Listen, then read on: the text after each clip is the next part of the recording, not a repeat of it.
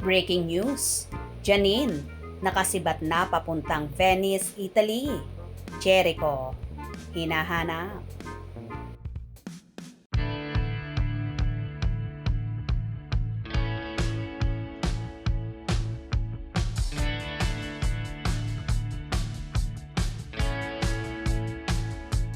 Sa ulat ni Junlalin, nakasibat na kanina pa Venice, Italy, ang Asia's rising star na si Janine Gutierrez.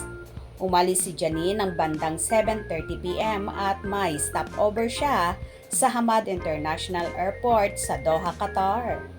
Walang kaalam-alam si Janine, nakasabay niya kami sa flight pa Doha. Siyempre, isa yon sa surprise namin para sa 6th anniversary ng Anything Goes show namin sa Abante Teletabloid ha. Chinichika nga namin si Janine sa Lodge Lane. Anyway, kasama ni Janine na lumipad pa Italy ang kanyang glam team. Sabi ng isa sa managers niya na si Freddy Blasco, pinasamahan nila sa glam team si Janine para bongga ang pagrampa nito sa red carpet. Premiere ng pelikulang Pantos Mia nakasali sa Venice Film Festival. Hindi naman nakasama kay Janine, pa-Italy ang naliling sa kanya ngayon na si Jericho Rosales dahil kailangan nitong mag-promote ng Lavender Fields.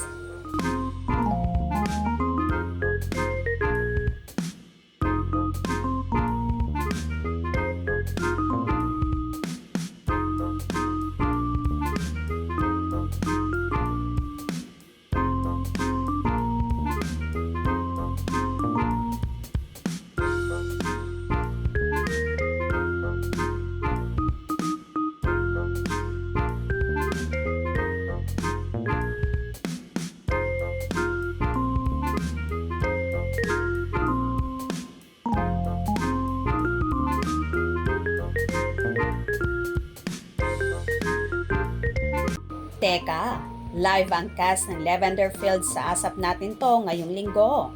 Hindi kaya after the show ay humabol sa Venice si Jericho?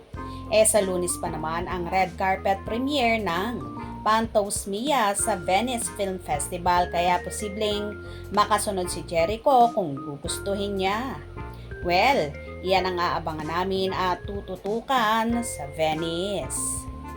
Wala talagang imposible kapag gugustuhin ng aktor na sumunod sa aktres papunta ng Venice, Italy para suportahan ng personal ang napapabalitang kasintahan na niya na si Janine.